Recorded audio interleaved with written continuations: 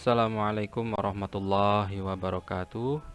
Bismillahirrahmanirrahim. Alhamdulillah, kita bertemu di pekan ke-6 untuk materi yang kelima tentang manajemen perubahan pada madrasah atau sekolah di mata kuliah manajemen lembaga pendidikan Islam.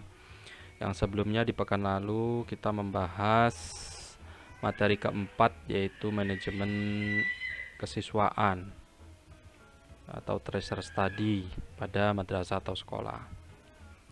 Nah, sekarang manajemen perubahan. Perubahan adalah suatu proses alamiah yang suatu ketika harus terjadi, baik disadari atau tidak, karena merupakan suatu dinamika.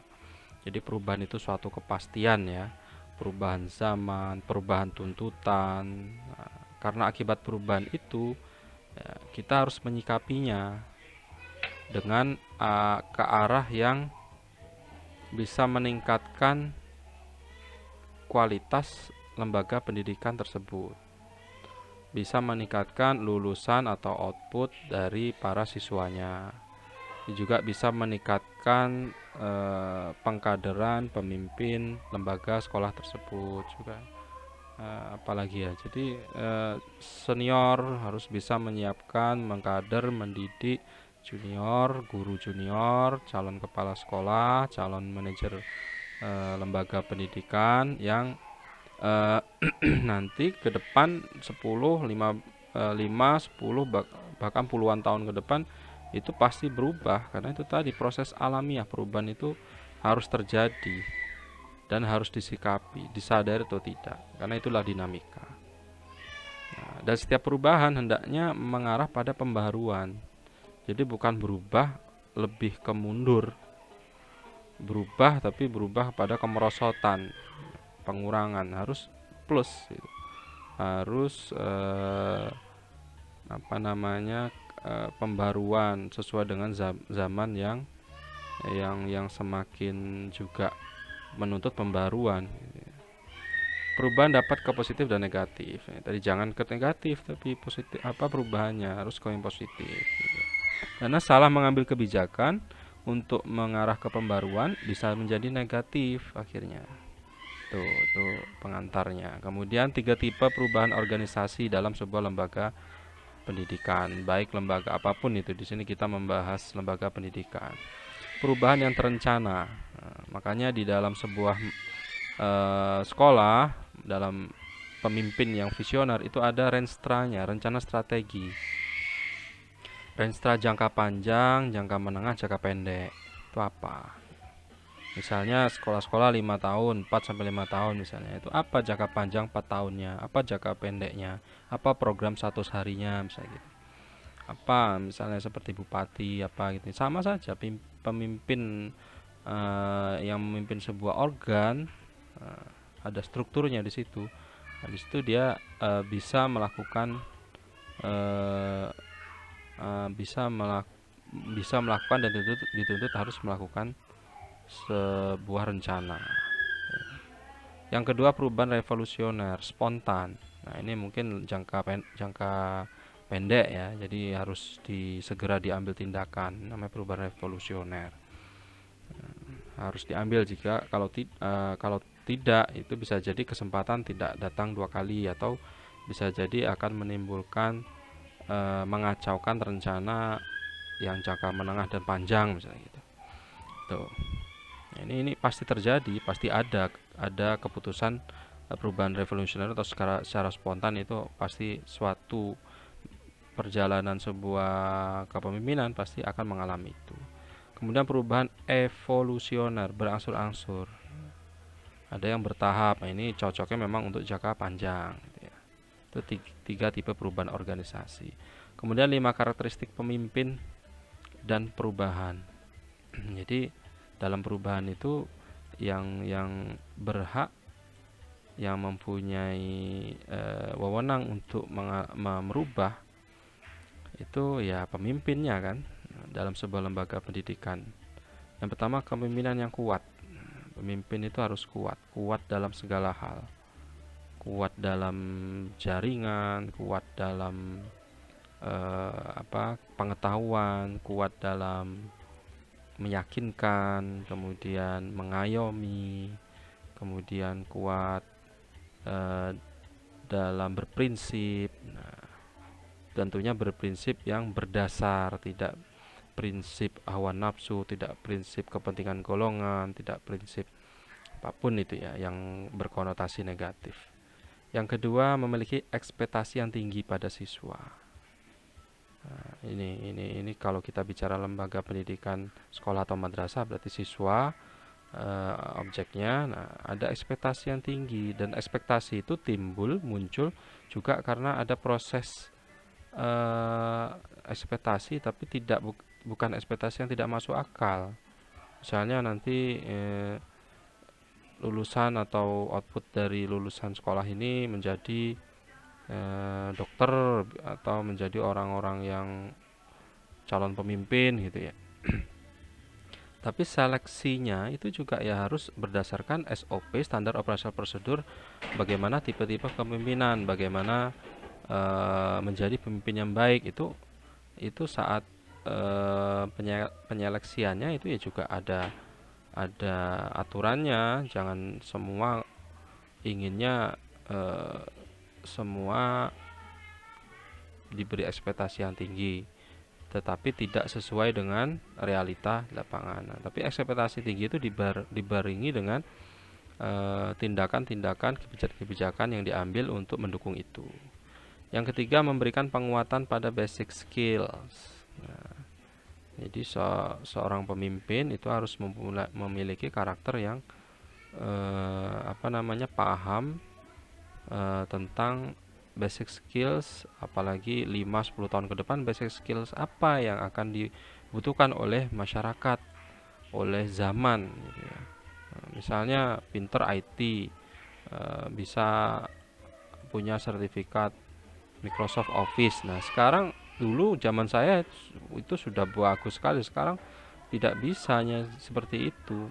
Tidak bisa hanya mengandalkan menguasai Microsoft Office, bisa ngetik, bisa Excel, bisa PowerPoint. Sekarang didukung dengan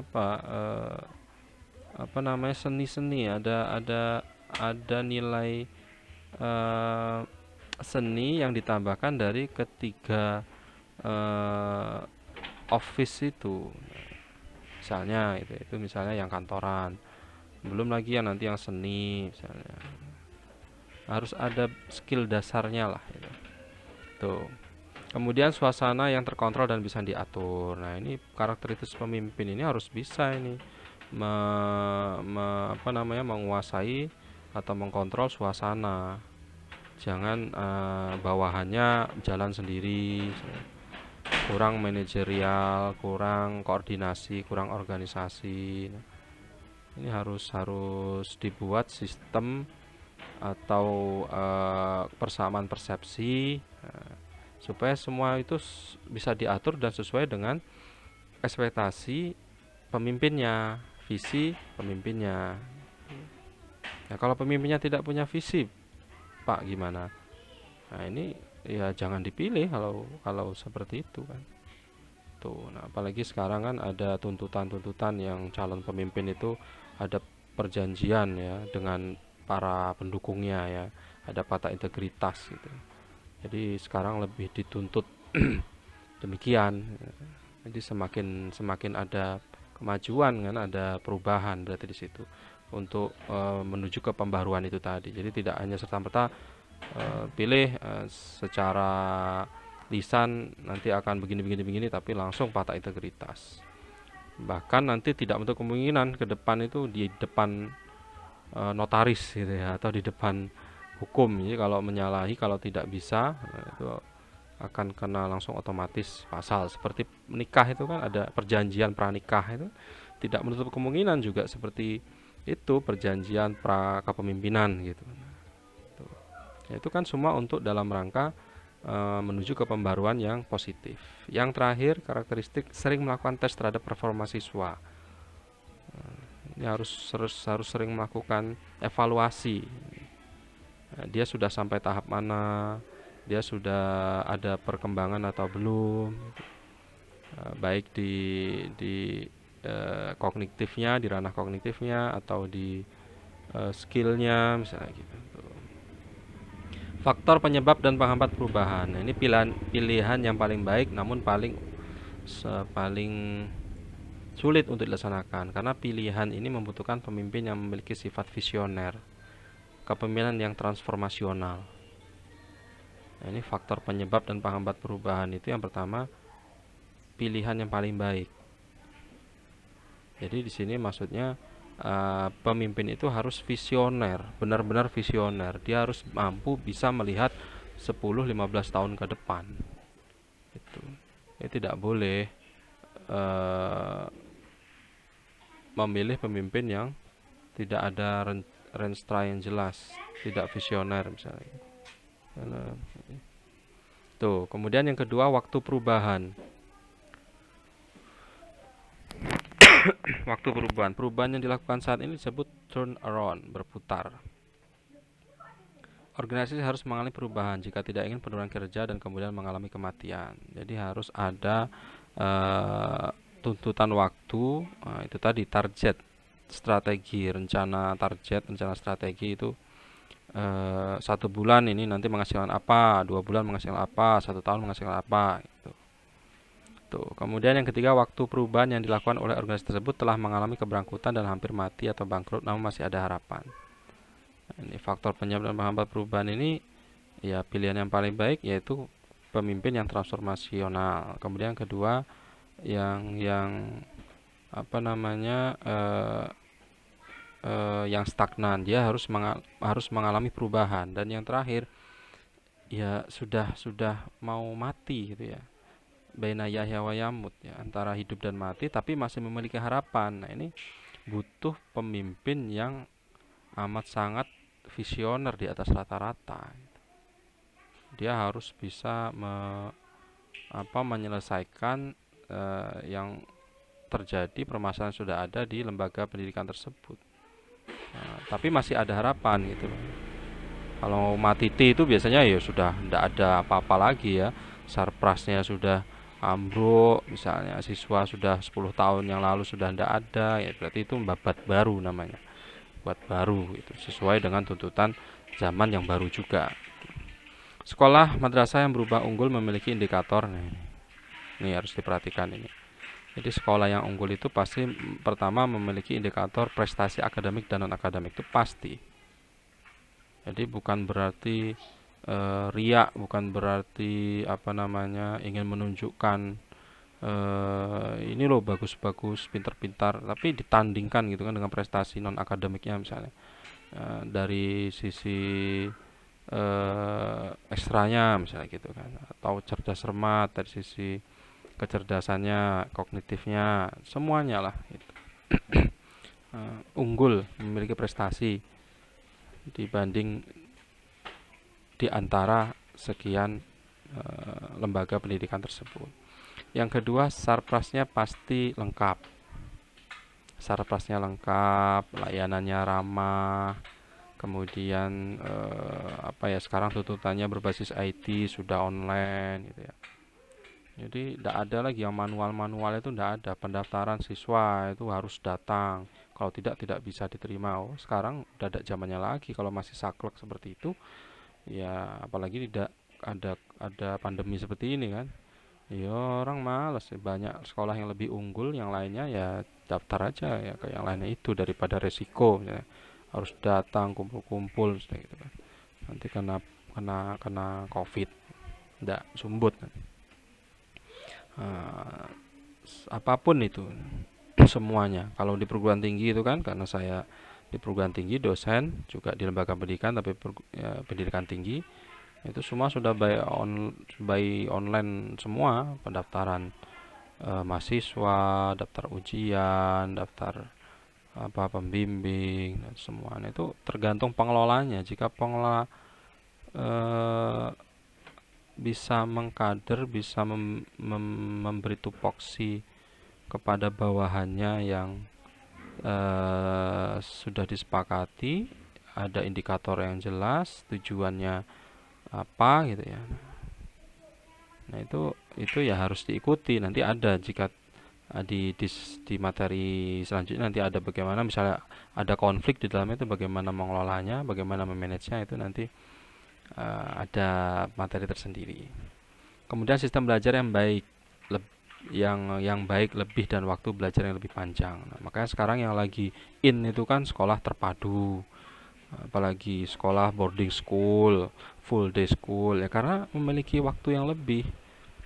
Selain dituntut secara kognitif, si siswa tersebut juga ada pembekalan, ada apa namanya hmm, eh, pencarian seleksi bakat dari sisi skill psikomotoriknya. Jadi anak itu juga selain pintar diasah melalui ekstrakurikulernya, itu potensinya di bidang apa. Nah, itu kan pasti butuh tambahan waktu yang lebih. Makanya sekarang tuh sekolah yang full day school, boarding school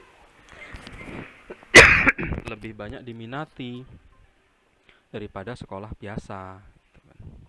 Tuh. Kemudian yang keempat, melakukan seleksi yang cukup ketat terhadap pendaftaran. Seleksi ini ya penting ya.